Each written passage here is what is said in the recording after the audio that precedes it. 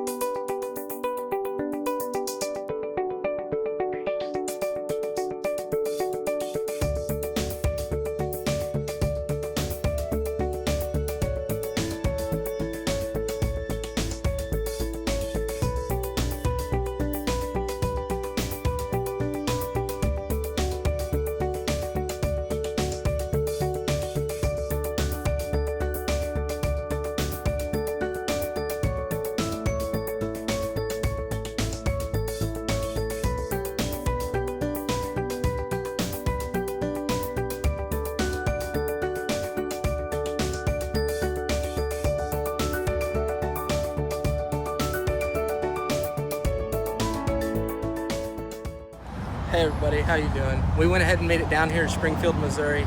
We're here to pick up the mystery piece of machinery at Springfield Leather Co. So stick with us, we're gonna go in and get it.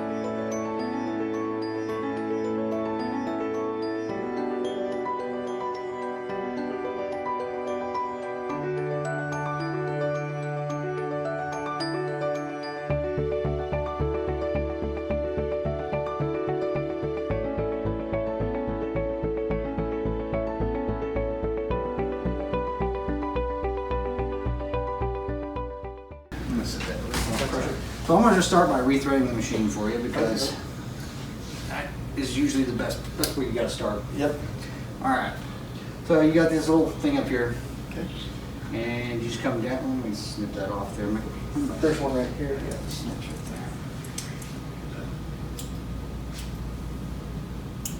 there. Crack snips. Mine do that too. All right. So I usually just go through the top. Okay. Then go through the bottom. That's usually simple enough. All right, and then you come back over here. You go through here. That eyelet. Yeah, the eye right there. Come over the top. Does it need to click in like that? Yes, you Okay. want every time you go around a tensioner wheel, except this one down here. It's gotta click You in. want to feel it physically click, or you'll hear an audible click to go down in there. Okay. And then I come back up through the same eye, Okay. like so. All right.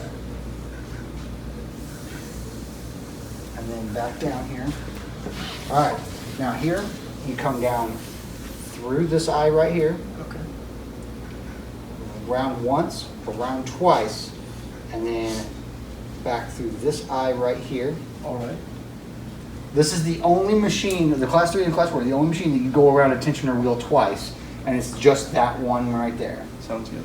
You pull it up, you come through the arm right here. Oh, I got hooked under there. There we go. I was like, wait a minute, that didn't look right. Okay, and you go through that arm. Okay. And then right here, you want to make sure you go down. Don't just try to clip it behind, because you see that right there? You want to go inside of that little eye right there on that. down through like so. All right. Then come back over here. Goes down through this eye right here. You get it in. There we go. There's that eye. It's a lot of just going around wheels and eyes. That's actually pretty much all it is. That's not bad though. It's pretty. Yeah, and then like that. And then this is really important. Is on every one of these needles, there's a little collar right here. It's got a little groove. You always want to make sure that it's facing to your left. Okay. Like just straight out. Don't get it crooked or anything like that. Make sure it's as straight as possible, going to the facing to the left. And then as you read left to right, you feed the needle through. And then you want to make sure it's not twisted around your needle or anything like that. Okay. Then you've got. All right. Now, pro tip on this right here. Do never wind your bobbin over here while this thing's sticking out like that. Okay. You're gonna knock the machine out of time, you gotta bring it back, you gotta have Jim fix it, and then, you know, you gotta buy him a case of beer and he don't talk to you for a week. Lesson learned the hard way on that. So go ahead and close that back up before you wind your bobbin. Yes, before you wind your bobbin. Sounds good. Put that die down in there, and then I just usually rotate it by hand a couple of times. Okay, doke. And then that thread will pull that right up like that. Yep. And then I just lift my presser foot, pull that out, shove this guy on down through there. And usually you're ready to start getting sewing at this point. Awesome. All right. So, and then I hold on to both of these. Some people will start the needle in the leather. It's not necessary. It's just, especially a lot of the old time sewers and stuff like that, they would never have. I just kind of hold those, get some tension on there, at least for the first couple of stitches, and then you're up and away. Awesome. Now the cool thing about these machines is they have a servo motor on them. Yep. So they actually, it's no longer like the old clutch motors. It's where it's direct current, where it's like you push the pedal and it's all or nothing. These actually, you can walk it one stitch at a time. That'll be nice. That'll be awesome. Yeah. So you don't have to worry about running, unless you're Ryan over there. You don't have to worry about running your hand through the. But yeah, and then after that, you just kind of truck right through it. Now, when you want to turn, they say you approach a corner and you want to turn and go back the other direction. This is when you want to stop with your needle down and coming back up slightly. Okay. You want it to be in the leather and you want it to come back up, because what that does is that finishes that last stitch, and then you can turn it. Okay. And this is your presser foot left here. So lift your presser foot, and then you can continue going on. Like I said, you can walk it as fast as you want. I've done a lot of conceal and carry belts on these, and I've had the needle smoking. Huh. That's cool. Yeah. Now, let's see here. To release the bobbins, like you have to pull it down to where it's just coming slightly back down, and it'll release the bobbin on the bottom side of that. Stitch length and then reverse. Yes. Okay.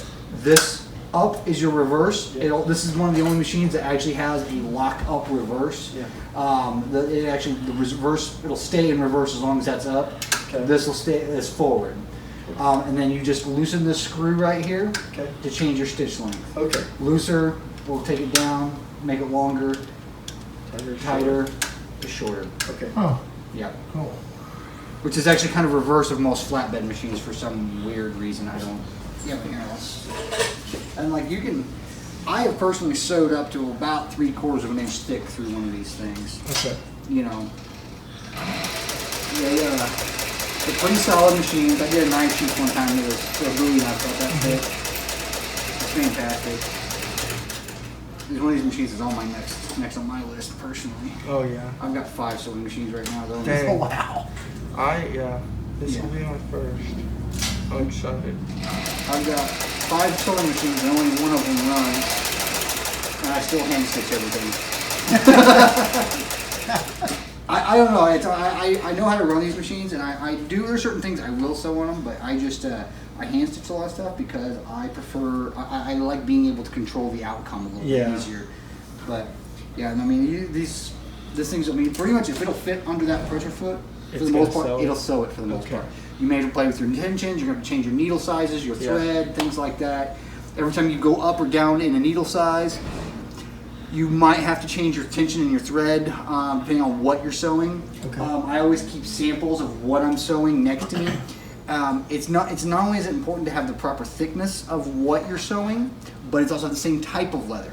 I can stack up, layers of lightweight biker chap to equal that thickness, but it's not going to have the same tension as what your Vegetan's going to be. Yeah, and that's mainly what I'm doing is saddle and tack and stuff like that. Yeah, exactly.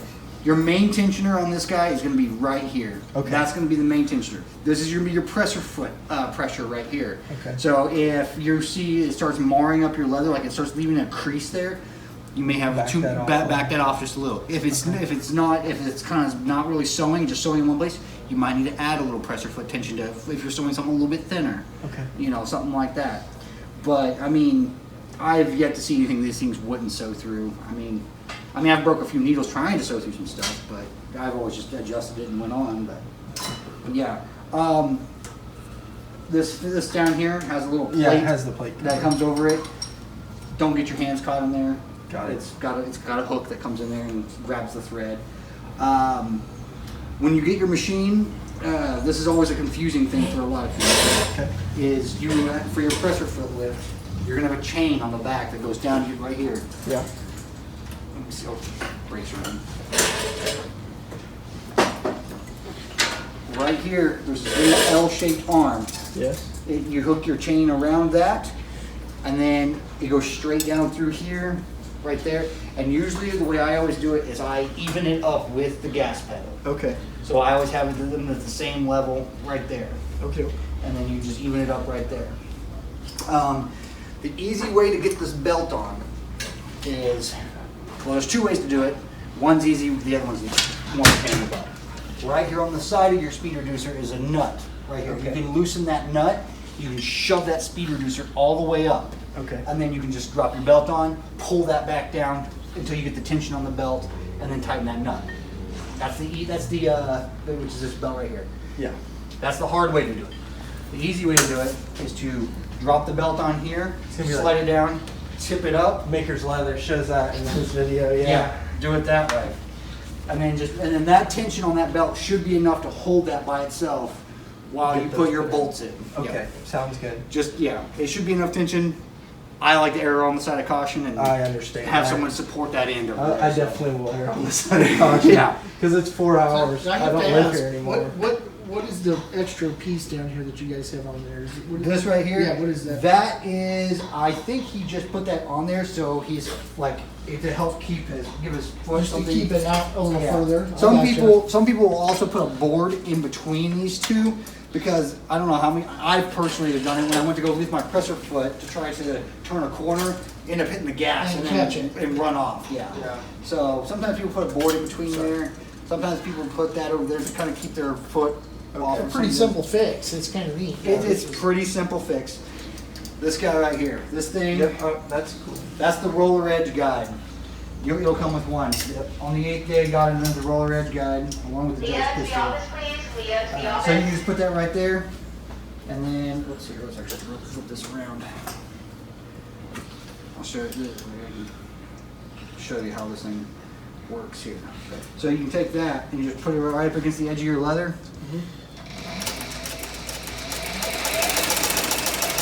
You just keep it there and it runs it straight. Adjust It runs it with the perimeter of that. Okay. So. Cool.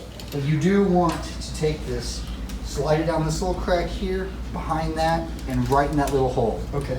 It's kind of sometimes you got to work in there to get it down in there.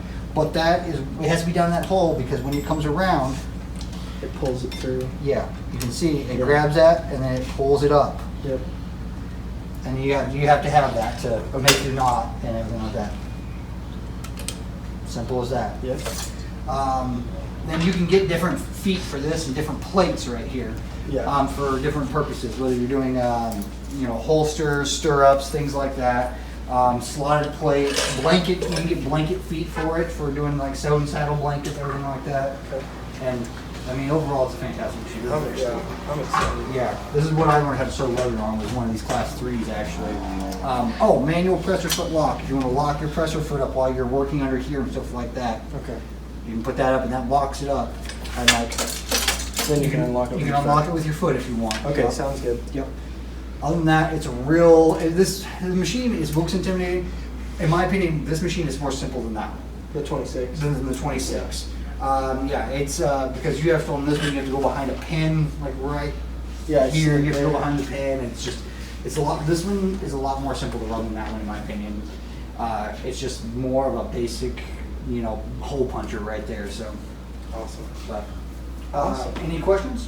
No, I think Okay. you do a great job. Yeah. Not a problem. One other thing real quick is whenever you're putting this, because the flywheel is, I'm only saying the flywheel is not on it or anything. Okay. There is the shaft that comes out of here. Yeah. There is there's a groove in there. Okay. You need to get at least one of these bolts down in that groove and then tighten it down. Okay, sounds And good. then you tighten the other one down and it just goes against the shaft itself. Okay, sounds Gotcha. good.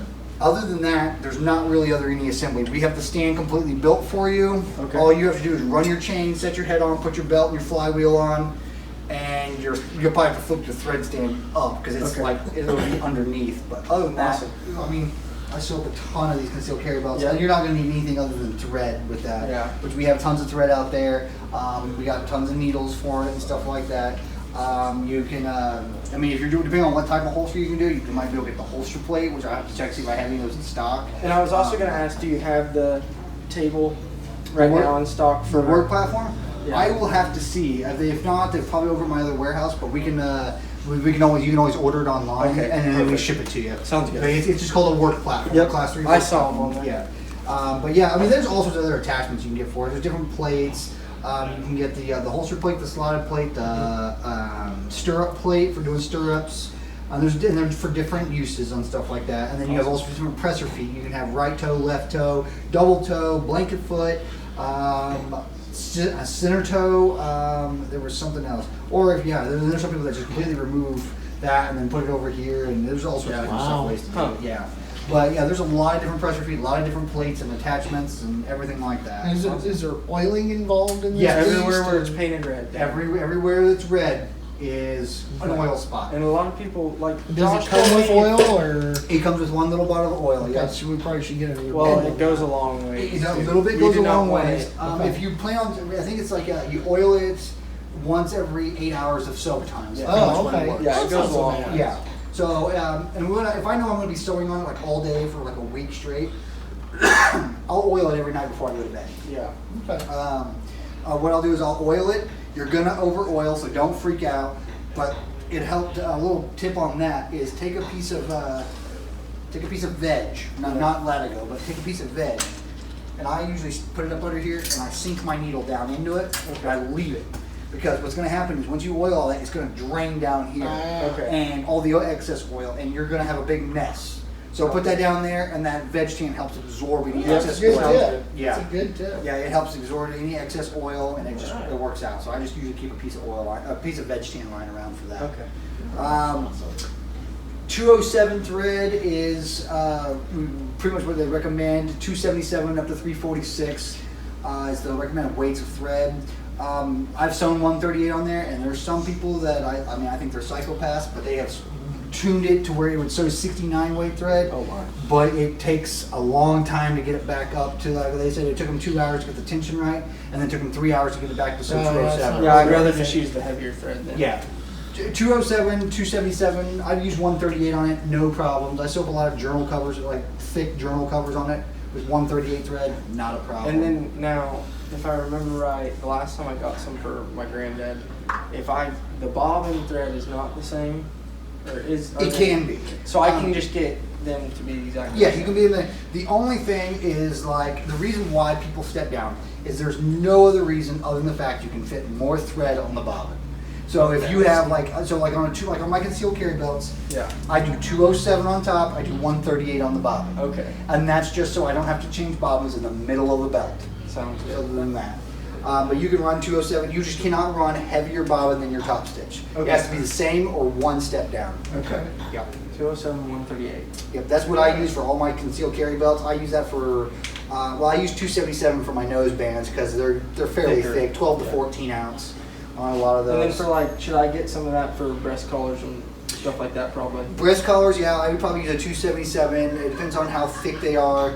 If you're doing like a big martingale one, I'd probably use a 277 or 346 at least. If you're just doing like a small roping collar or a pulling collar or something like that, something small, a little bit thinner. Well, the roping collar, not the roping collar, but the pulling collars are pretty thick. But a thinner collar. Because what I'm you likely would want I'm to gonna go to have 277. is going to be the rope and stuff, Yeah. like tripping collars and pulling Yeah. collars. So I should probably get some 277. 277, I would say. Yeah, 138, 207, 277. Those are the sweet spots with this Sounds thing. good. You will need to. Honestly, like if you got a size 22, would use all 3 of those threads. Okay. But the thing is you have to consider your thickness of your leather though too. Okay. The thicker the leather, the bigger needle size you're going to need. Because a size 22 needle won't use the 277. A 24 needle will use the 207 and the 277. Let me correct that. Awesome. But a 22 needle will work. That's the high end of what 138 will use. It's the low end of what 207 will use. Okay. The 246 or the size 24 needles is the high end of the 207 thread, the low end of the 277. Okay. Sounds good. Yeah.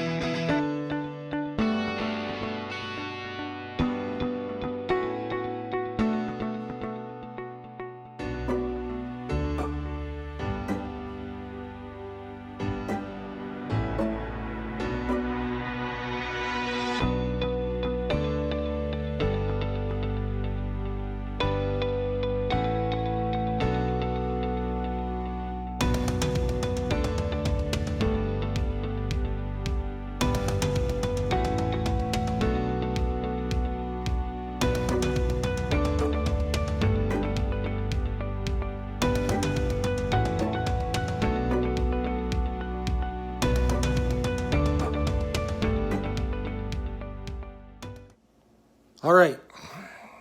So hopefully this video to this point hasn't been too disjointed, but bear with us because obviously we're new at this, number one.